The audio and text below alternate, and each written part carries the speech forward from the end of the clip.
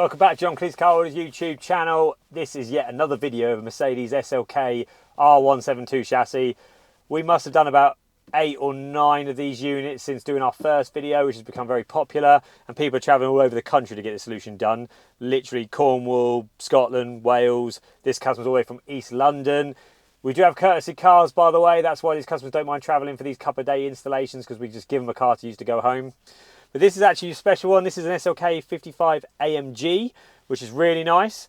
And I'm going to go talk you through the solution right now, because it's had our popular Pioneer 9-inch touchscreen conversion. So if you've got a 172 chassis at home, you will know that there is a little basic 5-inch screen behind, which is obviously not touchscreen, not CarPlay orientated whatsoever.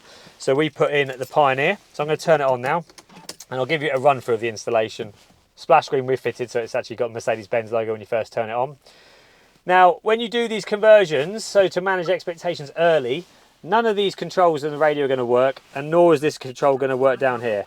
Customers now got full touchscreen control right here, which is less than arm's length away. They all do still stay illuminated, so therefore you don't have to worry about, sorry, I'm putting my hand in the way, I'm just changing the button so I can actually see what I'm doing. They all still stay illuminated at night, so at least when you turn your headlights on, it's not like a dark area, it just stays illuminated like it works, but it's not working. But what becomes the main control is this 9-inch Pioneer screen, which is great. This is a particularly good unit because it allows us to adjust the screen up and down, left to right to get the perfect position. Now we've decided to centralise the screen to the centre console.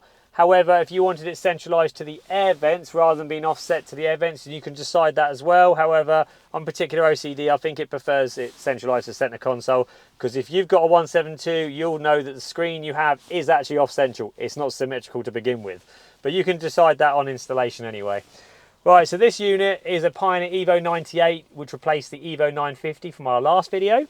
Customer's now got wireless Apple CarPlay, so if I touch CarPlay, we've now got CarPlay.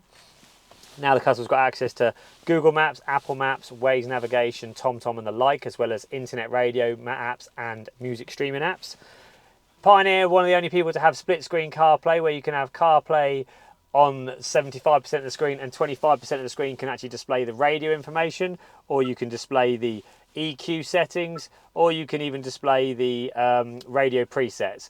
Quite a nice little feature. No one else in the industry actually has that yet.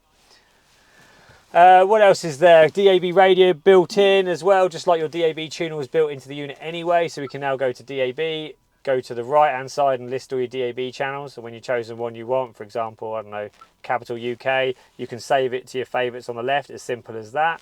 So it's very simple to navigate through this. You've now got access to Siri, so you can actually customer use Google Voice or Siri as well, voice activated.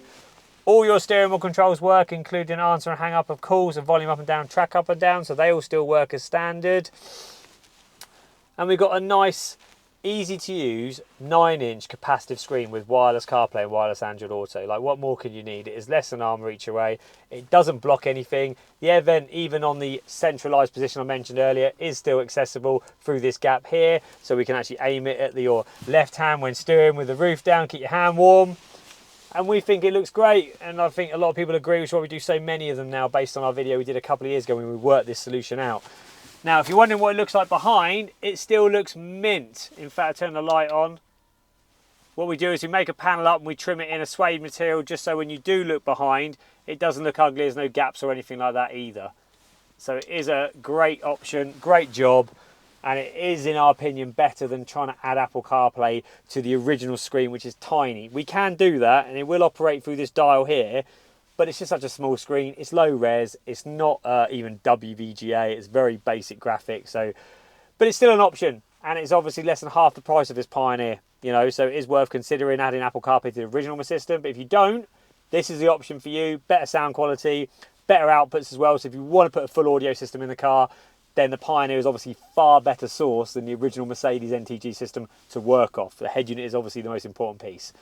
Anyway, I've babbled on enough. This is Connor from John Kleis Car Audio. This is a Mercedes R172 SLK55 AMG. And Matt is the installer who made our dream happen. We'll see you soon. See you later.